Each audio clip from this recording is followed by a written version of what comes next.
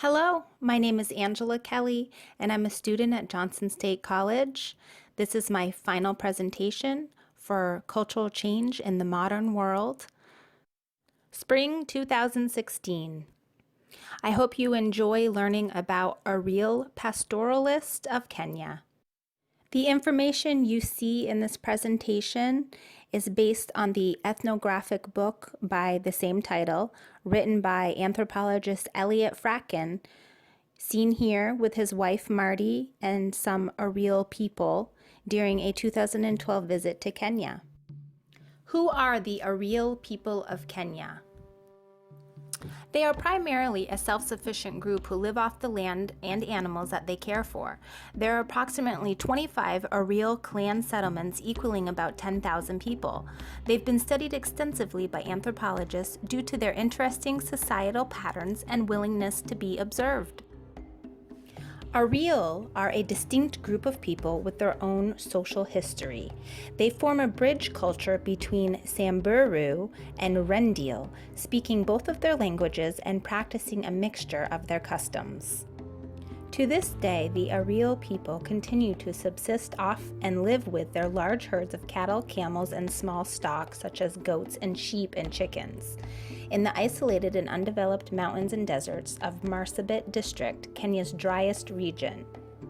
During the long dry seasons, Ariaal must obtain water from hand-dug wells, often chiseled out of rock. They often have to travel far distances to get water. And it gets up to 100 degrees in the middle of the day year-round, so most people get their work done in the early morning and evening and rest in the middle of the day. Just a little side note, Marsabit town lies on top of a broad volcanic mountain 1,500 meters high, and although situated smack in the center of a hot lowland desert directly on the equator, it is covered in dense tropical forest. Also, this mountain is home to some of Kenya's largest elephants protected in a forest reserve. What is a pastoralist? I personally had never heard this word, so I had to look it up. It is basically a full-time farmer of livestock, someone who tends to the pasture, hence the term pastoralist. Archaeological evidence shows specialized cattle-keeping pastoralism in East Africa 4,000 years ago. Raising livestock is the foundation of these people's heritage and livelihood. Milk makes up 70% of their diet, followed by meat and blood. Yes, they drink fresh blood tapped from animals. They have a method for doing this that does not kill the animal. It's pretty amazing, but I'll spare you the details for now. Ariaal also eat grains, tea, and sugar, which they purchase or trade for. They have a semi-sedentary lifestyle, which means they do not settle in one location forever. They have to move their herds where water is depending on the season and weather patterns. Therefore, successful pastoralism depends on the creation and maintenance of extensive social ties to people spread out over a broad geographical area, ties which are developed through marriage, descent, or personal friendships and cemented by ritual and gifts of livestock.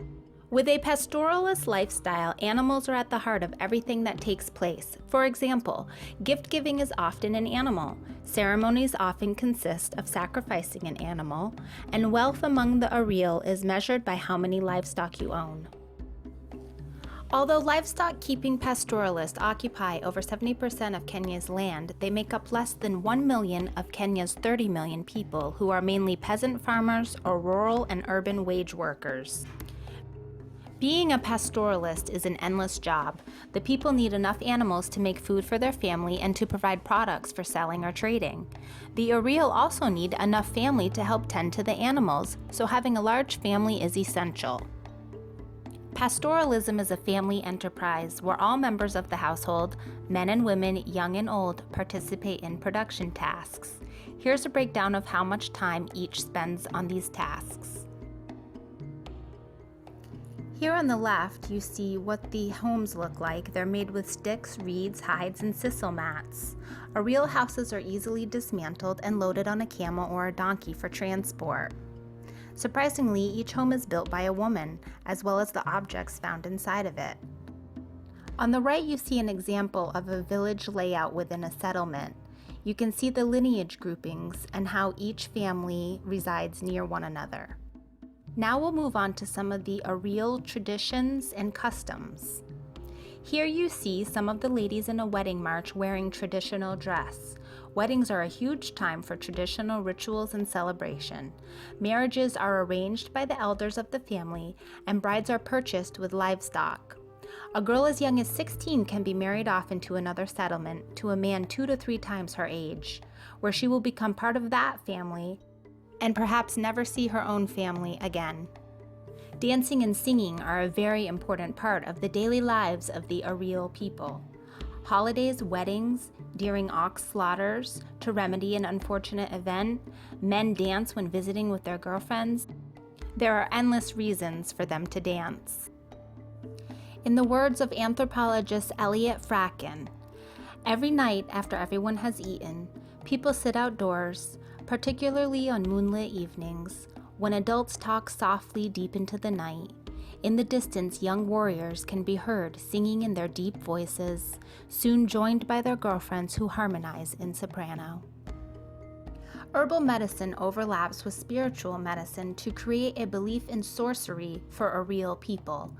In this difficult land where misfortune, accident, and hardship are a constant threat, beliefs in sorcery are strongly held as answers for why things happen. The medicine men seen in these images, also known as les bons, create medicines of protection. Their concoctions are sought after by most Ariaal people. Additionally, the Ariaal people do believe in a supreme being and creator. God is appealed to in prayers for peace, rain, and fertility. But this creator is a distant force, which is not directly concerned with affairs on earth. There is a ritual center in each settlement. It is a small circle about 5 yards wide. It is surrounded by a thorn bush fence and contains a small fire that is kept burning every day. Men gather here every night for evening prayers and conduct the seasonal rituals. In their prayers, the elders thank God for life. As one elder leads the blessings, the other men affirm God's name in unison, opening and closing their hands in supplication.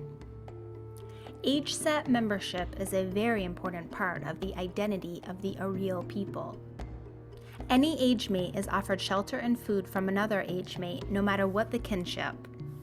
Age sets are distinct stages of life marked by expected sets of behavior. For males, the distinct age grades are boys, warriors, and elders. Although women are not formally initiated into age sets, they too pass through distinct life stages as young girls, adolescent girls, and married women. Each age grade has explicit rules about what clothes and ornaments one may wear, what foods one may eat, and with whom one may share food, lodging, or association. For example, adolescent boys and married elders may milk camels, but married women or warriors may not. Warriors may wear red ochre, a type of red clay, in their hair, grow their hair, and wear ivory, or today plastic, earrings. But boys may not. Warriors may not eat food that women have seen, touched, or prepared. And adolescent girls should not sleep in the same house as their fathers. Warriorhood is perhaps the most important period in a man's life. Young boys look up to the warriors and long to be initiated themselves. Adolescent girls compose songs and bead jewelry for their warrior lovers. Mothers pray for the warrior's safety. Old men sitting in the shade, playing board games, talk about their days as warriors and admonish the behavior of warriors today, like old veterans in the VFW in our towns. For Ariaal men, circumcision and initiation into warriorhood is the most important event of their life. The circumcision ritual is performed in specially constructed villages outside the larger clan settlement. The teenage boy should not flinch or shout out during the operation, or he will be shamed for life. The boys rest in the circumcision village for about a month until they have healed. For 14 years from the time of their initiation by public circumcision until they marry and become elders, warriors lead a distinctive and separate life. They live apart from the main settlements, never eating food in the presence of a woman, and spend most of their time living with fellow warriors in livestock camps in their own permanent warrior villages. Ariaal elders do hold a privileged position in the society. They work less and own more property than any other group. Elders try to resolve conflicts by argument and consensus, where all or at least the vocal majority agree on a course of action. When a conflict or dispute is resolved, the elders will invariably hold public blessings that ask God to protect the village or community from further harm. Females, of course, play a very important role in the Ariaal lifestyle.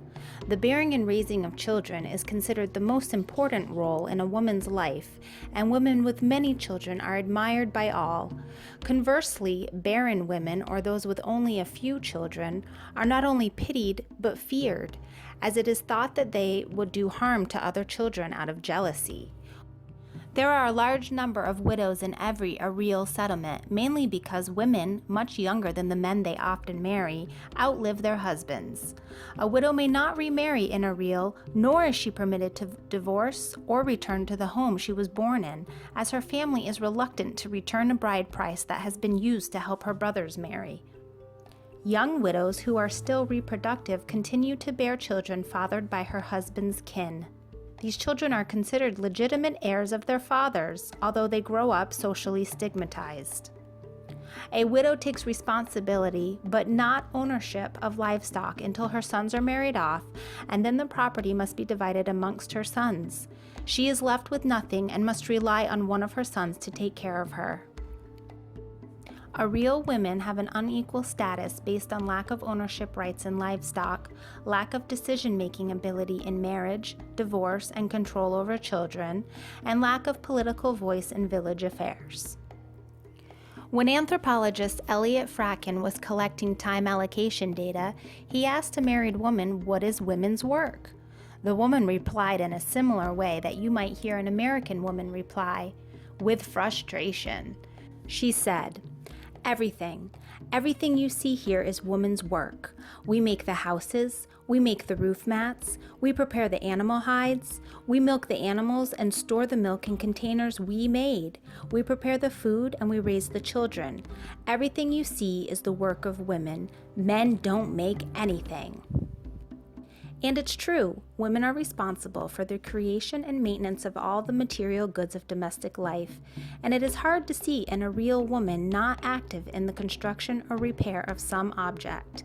One sad consequence of modernization is the disappearance of beautiful objects Ariaal once made and their replacement by store-bought goods. Additional customs. Men can marry multiple women in what is known as polygamy. A man with 3 wives is considered rich by Ariaal standards because they had to pay a bride price, but also because male elders can obtain more labor, both from women and their future children, through multiple marriages.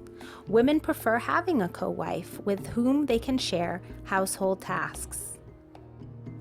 Both males and females undergo ritualistic circumcision as a coming-of-age rite of passage. Reciprocity and gift-giving is a cornerstone in Ariaal life. If someone gives you a gift or helps you, you return the favor. All clan members refer to one another as mother, father, sister, or brother, not necessarily by name. Clan and sub-clan identity is the most important category of Ariaal life. When a person meets another Samburu, Ariaal, or Rendiel, the first question one asks is, "From which clan are you?" If one can establish a kinship tie based on descent or marriage, that person is usually welcomed into the community and often given a place to stay and food to eat. Kinship obligations provide a context for sharing, leading to a redistribution of milk animals, with wealthy families loaning animals to poorer kin. Furthermore, households create cooperative herding arrangements to accommodate variations and shortages in livestock or labor. Disputes do break out, such as jealousy between warriors regarding girlfriends or wealth. Overt violence between kinsmen is a serious offense among Ariaal. The elders will publicly intervene, fine perpetrators if necessary, and basically shame the person until they change their ways or even move to join a new clan. The goal within the group is always peace.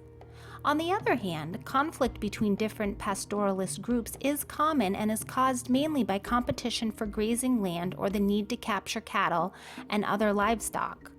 All of these groups tell stories of great battles and wars between them, and these societies are well known for mobilizing groups of armed men quickly to raid or counter-raid each other. Homicide is a crime in Ariaal culture, where a blood price is paid as punishment, sometimes so large as to cripple the livelihood of the family for generations, bringing much shame to the entire clan. But this belief does not hold when it comes to enemy tribes. Killing an enemy is actually treated with honor. Ariaal and Rendiel wear a brass bracelet on their wrist to show with pride how many enemies they have killed in battle. Nevertheless, elders strive for peaceful relations between the clans and try to reach consensus in most political matters. The Ariaal people face many challenges. Droughts are common. During droughts, they travel in search of water for livestock so they will be able to continue producing milk, their main food for human survival. Droughts are caused by climate events, while recent African famines are due more directly to civil war and political dislocation. During a recent African famine, hundreds of thousands of people starved to death and herders lost up to 80% of their stock. Population growth is another concern facing the Ariaal people. There is a 4.7 fertility rate in Kenya alone. High population growth has affected urban and rural populations, agriculture as well as pastoral, who increasingly move onto less productive lands to raise their families. Population growth has led to increasing competition with pastoral neighbors for pasture and water, leading to armed fighting. Common property is land that is not owned by anyone, but is instead shared by all. It is not as readily available as it once was. Kenya government is now promoting private and individual titles, leading to a scramble for land. Tourism is now Kenya's largest earner of foreign revenue, and pastoralists are losing herding rights to national game parks as tourist attractions. But because these people are fairly isolated, their needs are often ignored by the government. Kenya has not avoided the ethnic conflict that has plagued Africa and much of the world, although they have not reached the level experienced in Rwanda, Sudan, and Somalia. Pastoralists have suffered in countries where they constitute ethnic minorities discriminated against by more powerful agricultural states. Kenya has undergone much development since the 1980s when missionary organizations flooded the area. Today, many Kenyans rely on the resources they offer and also the jobs that they provide. Communities developed around the missionary stations, which has in turn encouraged many pastoralists to settle in or near these permanent towns, abandoning or severely modifying their former pastoral lives.